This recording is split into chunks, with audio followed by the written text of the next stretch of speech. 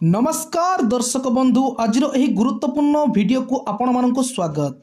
तो बंधुगण शिशु सेविकार 5टी गुरुत्वपूर्ण आवश्यक सर्टिफिकेट लगुच आपण मानक पई जोटा हाईकोर्ट रो ऑर्डर रही। तो बंधुगण आपण माने देखि पारुथबे एटा होची पिटिशन फाइल। तो बंधुगण मु आपण मानकु एई वीडियो माध्यम रे जणेबी कि को इंपोर्टेंट 5टी सर्टिफिकेट लागिबो निहाती आवश्यक जदि आपण माने शिशु सेविका नियुक्ति रे आवेदन करिया पई जाउछंती बंधुगण। एवं आमे 100% जेन्युइन इनफॉरमेशन दौछु बंधुगण। किछि लोक कहउछंती कि एटा फेक वीडियो बोली। तो बंधुगण आपण माने देखि पारुथबे एटा होछि से पिटिशन फाइल। आपण माननको कोर्ट रो कोनोसी तथ्य माने देखै होउनी कोन पाइना तार किछि रेस्ट्रिक्शन रूल रेगुलेशन अछि बंधुगण।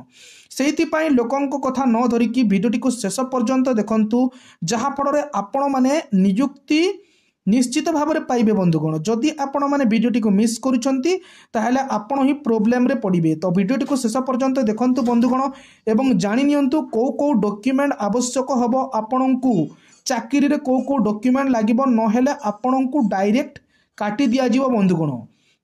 एवं वीडियोटी को निश्चित भाव में सब्सक्राइब करंतु, चैनल को सब्सक्राइब करके वीडियोटी को शेयर कर दियंतु। तो चलंतु देखिबा को डॉक्यूमेंट आवश्यक।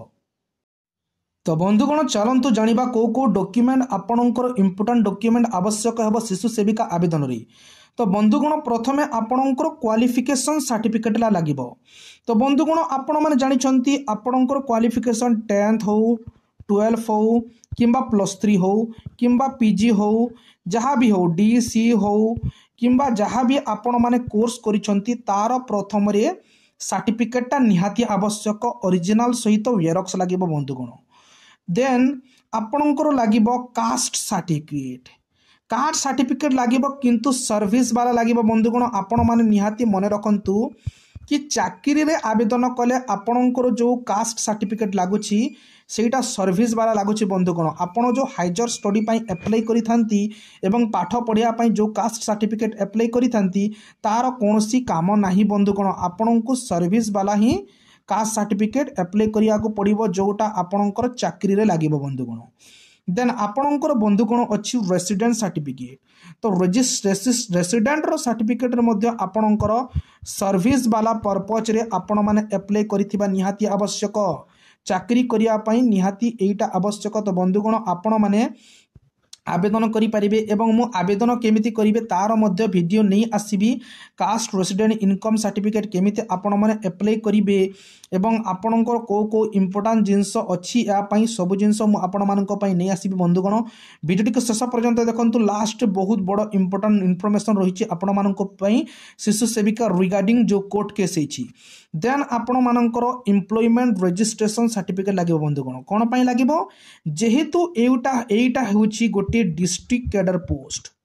जेहेतु एटा गोटे हेउछि डिस्ट्रिक्ट कैडर पोस्ट तो आपण सेई गाँर अधिवासी ना नुहंती सेई जिनस जानिया पई बंधुगण आपणको एम्प्लॉयमेंट रजिस्ट्रेशन करिया को पड़िबो जहा फଳରେ आपण चाकरी पाई परिबे नहेले पाइबे नाही बंधुगण।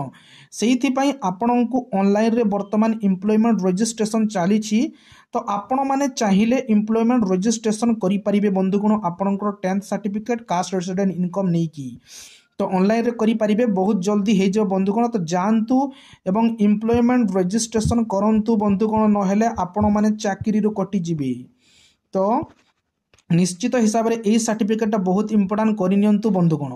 देन आपणकर अछि वोटर आईडी पान कार्ड आधार कार्ड ड्राइविंग लाइसेंस किंबा पासपोर्ट आपणकर दरकार। एटा आईडी हिसाब रे जोटा गोटिए एमानक मध्य थिले मध्य आपण माने चलिबो। आपणकर इलेक्शन रो वोटर कार्ड हो किंबा आपणकर आधार कार्ड जोटा गोटे थिला आपणकर चली जिवो बंधुगण निहाती थिबा आवश्यक। नहेले आपणको केमिति से माने जानिबे आपण गोटे इंडिया रो माने नागरिक बोली। तो बंधुगण नेक्स्ट अछि आपणकर 2टी पासपोर्ट साइज फोटोग्राफ लागिबो।